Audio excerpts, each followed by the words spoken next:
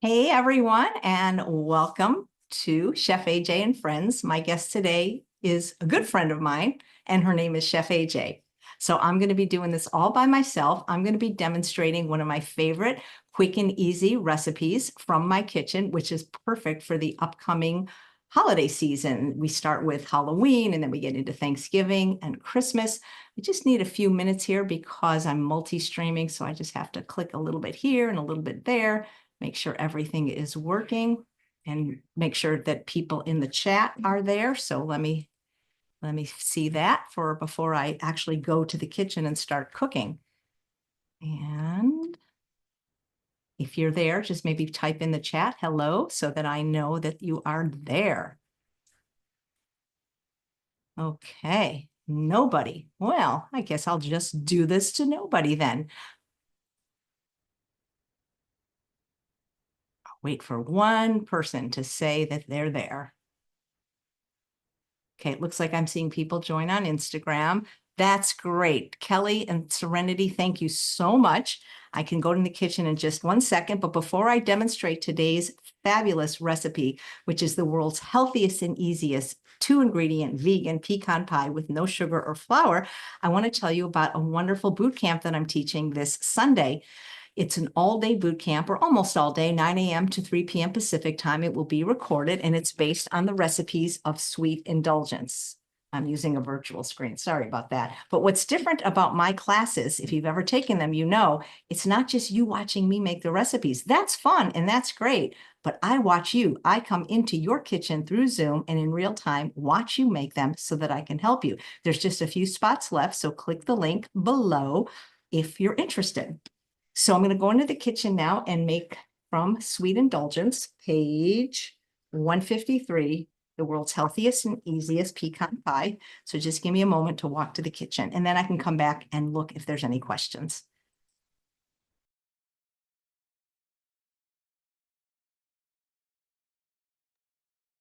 Okay, turn the sound up. Okay, I am back, and hopefully you can still see me and hear me. Got another copy here, Sweet Indulgence. Get a copy if you have it. It's a really good book, glossy pages, opens flat, 157 recipes, sweetened with fruit, the whole fruit, and nothing but the whole fruit. So it is my dear neighbor's birthday today, and he wanted pecan pie. So that's why I chose this recipe. But I thought also it's perfect because people are going to want pecan pie for Thanksgiving, and you can certainly buy one at a bakery where it's made with corn syrup and, you know, Crisco shortening, or you can make it out of nothing but whole foods. And literally, I'm going to be using 2 ingredients, maybe 3 if you count the vanilla, dates and pecans. And this is as good as any pecan pie you've ever had. And there's no eggs, there's no dairy, and it's fabulous. So the first thing we're going to do is make the crust, and you're going to need a springform pan. Now I'm using a square pan because it's my trivia night tonight, and I just thought it would be easier to cut it into little squares than slices, but certainly you can use a round springform pan. I have one that actually is silicone with a glass bottom. It doesn't matter, and actually really doesn't matter what size, because silicone pans and springform pans come in all different shapes and sizes. Like here's a heart, which is adorable if you're going to make mini ones. I've seen stars, I've seen oblong ones. So the choice is yours.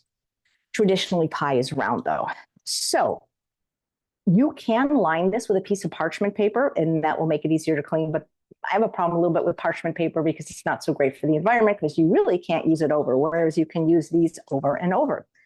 So the only piece of equipment we're going to need is the food processor fitted with the S blade.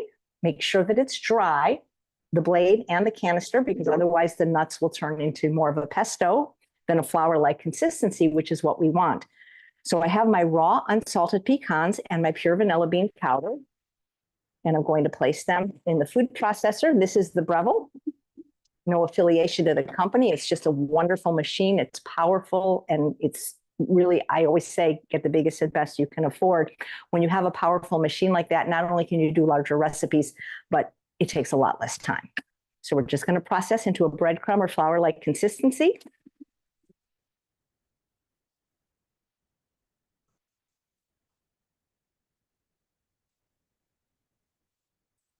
That's it. That was 10 seconds. And I know that because there's a little LED clock readout that told me so. You just kind of want it like breadcrumbs, because realize if you keep processing a nut or a seed, you will get another seed butter, and we don't want that. So now we're going to take our pitted dates. I sure hope these are pitted. Usually I have the time to cut them in half. I didn't, but you'll know right away if you get a pit, because your food processor will either greatly slow down or stop. I like to use the Deglet Noor because they're less sticky than the Medjool, and they are way more cost effective. I get them at Costco for $2.69 a pound organic. I have not seen prices like that anywhere else for any other kind of date. And since I use so many, that is what I get. So now we are going to process this for a little bit longer than 10 seconds until the food processor starts to slow down or a ball starts to form. Basically, we're making like a date nut ball or a Lara bar, but we're going to use it for our crust.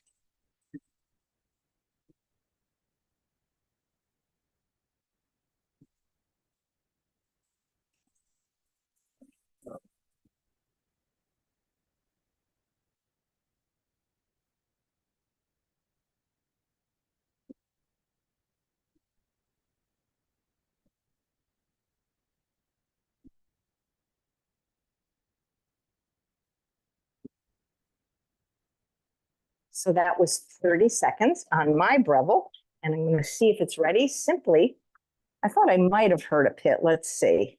Nope. So what I'm going to do to check it is I'm just going to grab a little bit of the batter or the dough, and if I can squeeze it together in a ball, and you could eat these are like little pop-ums, and you can separate it without it breaking. I call this the break point. It's ready. Again, you don't want to over process, because then, think about it, nuts are still 90% oil. If you do that, then all the oil kind of comes out. So we're just going to press this into the bottom of the pan using our hand.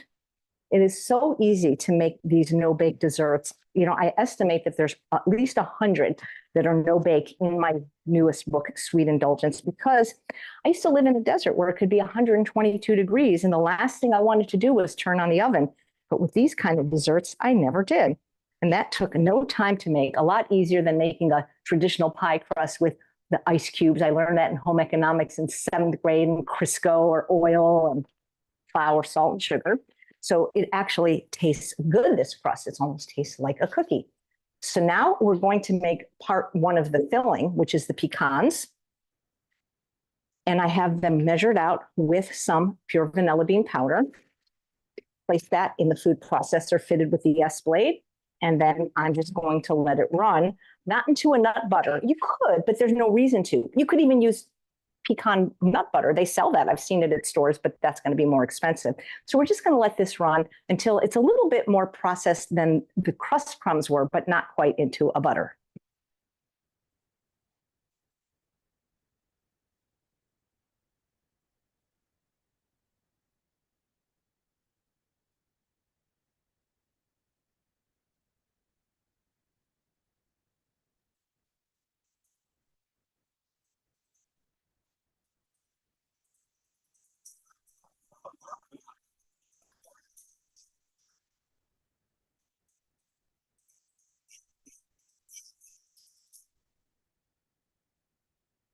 I don't know if you can hear, but it starts to slow down. That means it's getting pretty ready. So that was about 30 seconds. And then I'm going to take this and just pour it into a bowl just for now. We're going to mix it back in, and we're going to make our date paste. Now, I recommend, and it's not because I think my recipe is superior, it's just that all my recipes were tested using my date paste. And I vary the amount of liquid, which is usually water, based on the recipe. And so if you buy commercial date paste, it's like this hard log, it might work, but it's not going to have the creaminess of my recipe. So we've got our pecans right here. And now I have my dates, which were soaking in water. I was in a hurry, so I used the boiling water method so that they would get softer faster in order to process into a date paste. And there's even a quicker method in my cookbook, Sweet Indulgence, so that you can do this in the Instant Pot in 1 minute. So I'm going to place this, and it's okay. If you do it in this order, you don't have to clean the food processor, because it's okay if there's a little bit of pecan remnant, since it's all going in the filling together. But you wouldn't want to do your date paste first, because then it would be liquidy, and it would be the other two portions of the recipe where you need a dry food processor. That wouldn't work. So always make sure that when you make date paste, regardless of what you soak it in, whether it's water or juice or some kind of plant milk, that you save that water, because think about it, all the sweetness, all the sugar, the natural sugar in the dates have gone into that soak water. So now we're going to puree this into a puree.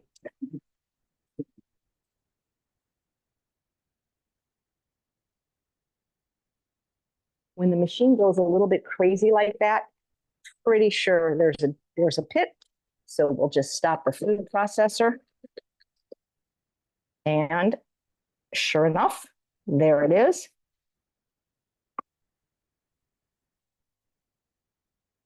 So we will just puree again.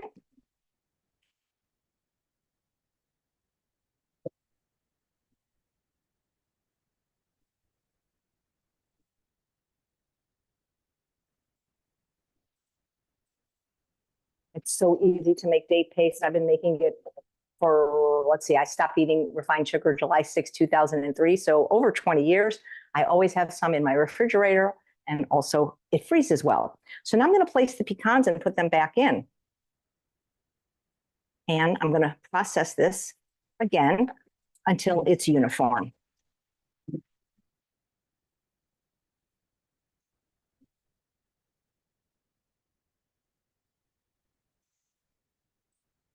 It's usually a good idea to sometimes just stir it down on the sides, but it is perfect. So much easier than baking a pie, so much more healthy and delicious, and using Caro syrup and flour.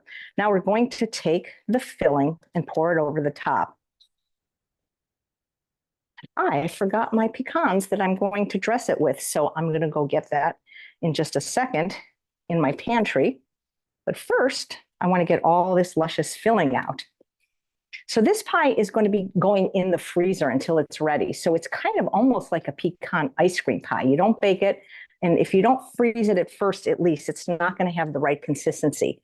We still have a lot of filling on the blade, and that's a little bit difficult to work with. So if we just take our food processor back on the top for just a nanosecond, pressing the pulse button, now the blade, through the magic of centrifugal force, is pretty much completely clear. So even if you're making hummus, you might want to do this trick. And then look at all that luscious filling.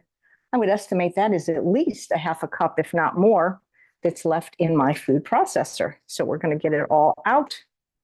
I'm going to smooth the top using one of my favorite tools called the offset spatula. They're not very expensive. I got this for $7 online. You can also find them at cake decorating stores. They're just a little bit easier to use than a knife or a spatula because they're beveled. And I'll just take the filling on top, and now I'm going to spread it out evenly, and then I'm going to cover it with pecans. And that's basically it, unless you want to glaze it. Now, when I work at the True North Health Center, I'm allowed to make this on New Year's Eve. It's a treat. They don't generally serve desserts there. It's just 2 ingredients. But I am not allowed to dress it with the date syrup. But when I make it for other people, I like to use the date syrup. And I'm only using maybe 2 tablespoons, just because it gives it that nice, shiny, familiar look that pecan pie has. So let me just go grab my pecans.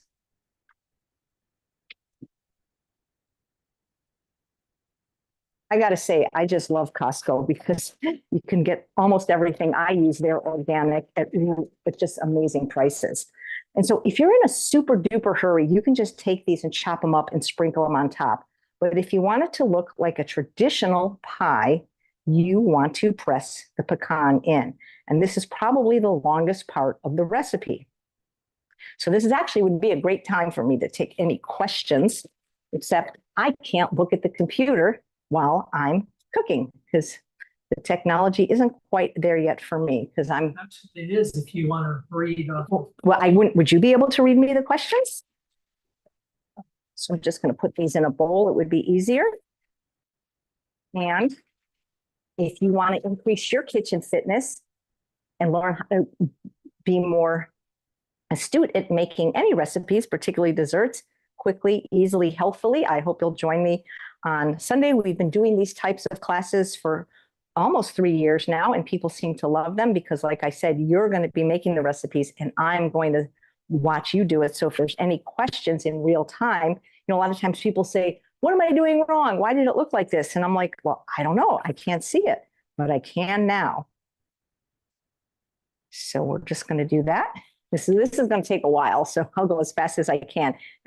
Any questions, Charles, from the audience? It's the only one was just asking, when do you find out if you're on the bestseller list? Yes, I'm not, but I think everyone who supported me, either by getting the book or having me on the show, apparently, from what I understand, and we're still investigating this, I did sell enough books, but there was some kind of disconnect where they didn't get to Amazon in time, which is probably why during that crucial period, they were sold out on Amazon, both in the United States and Canada. Okay.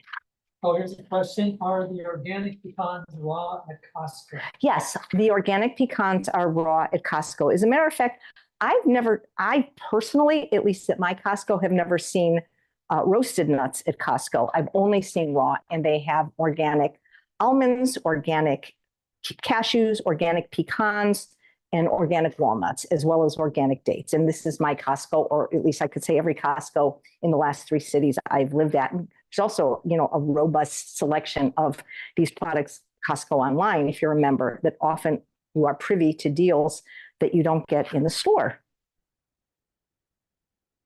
So, like I said, this is the long part. So this is the part I'd give the kids. Make the kids do this part. And my friend Shade is a Virgo, so she it has to be so perfect. But I'm like, done is more profitable than perfect. I just want it done, and it's still going to taste delicious. But you can take all the care. I've got about half of them done. If I was getting really lazy, I could just sprinkle them over the top like that. But I think it looks prettier when the nuts are like this. A couple of questions. Sure. Let's see, where did you get your pan? My pan I got at a cake decorating store in Van Nuys, California. Excuse me, not a cake decorating store. It's called a restaurant supply store. And by the way, you can get amazing prices at restaurant supply store because they're really selling to restaurants and not the consumer.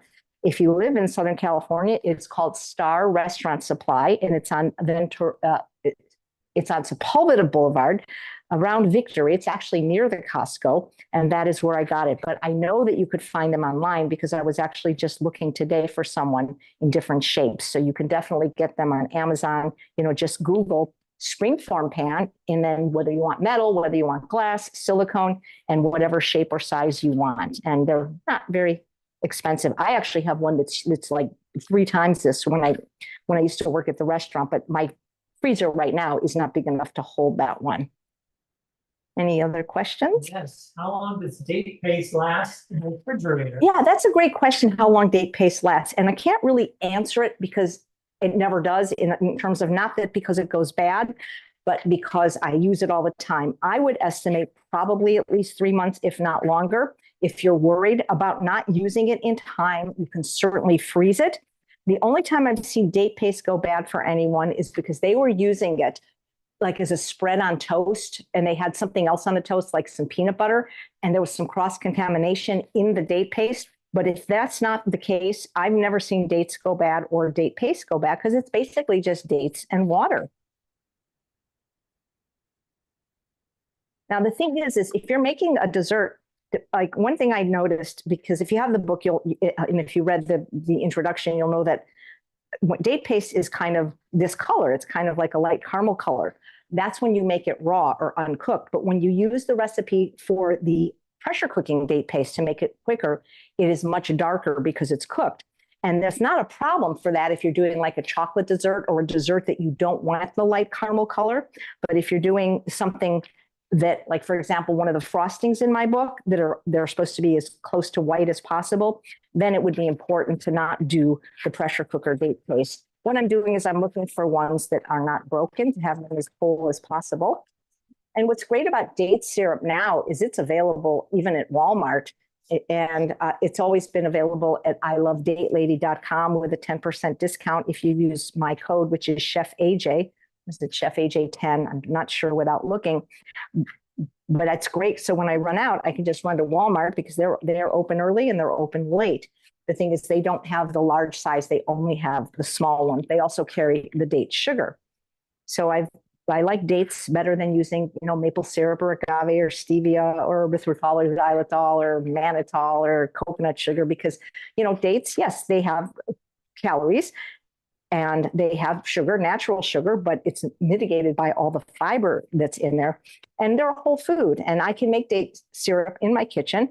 Those of you that might remember my very first book, 15 years ago, there was a recipe for date syrup, but I stopped doing that because for the amount of time it took to make it, which was almost an hour, it really wasn't saving me any money. So I buy a good organic brand. Not every date syrup tastes the same. I mean, some brands taste different. So find one that you like.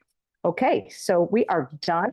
So now we have it beautifully decorated and we can just freeze it like this. Or I'm just going to, I used to do this with a pastry brush, but I realized it just made me have one extra thing to clean when in reality, this is going to spread on its own in the freezer. So I'm just trying to get it over the top. Just kind of go in a circle. And I don't know how it knows how to dissipate, but I would estimate that I'm doing, that looks like maybe now it's at 2 tablespoons. So you don't need a lot. We're just trying to make it shiny. And like I said, when I put this in the freezer, it's just going to get all over the nuts. And I can actually just move it like this. It's a little easier than using a pastry brush just to get it, shiny like it was when you used to use Karo corn syrup, which I actually did in home economics. So that's it. Super easy. I'm going to stick this in the freezer and we're going to enjoy it at my friend's birthday tonight. And I'm going to go back to the computer in case you have any questions about the recipe or about my Sweet Indulgence book class, Sweet Indulgence Bootcamp based on the book. It takes place this Sunday from 9 p.m. to 3 p.m. Pacific time. We're going to have a half-hour break in between where I get to eat lunch on Zoom with you so you can watch me eat and ask me all kinds of questions for 6 hours. And I am going back to the computer.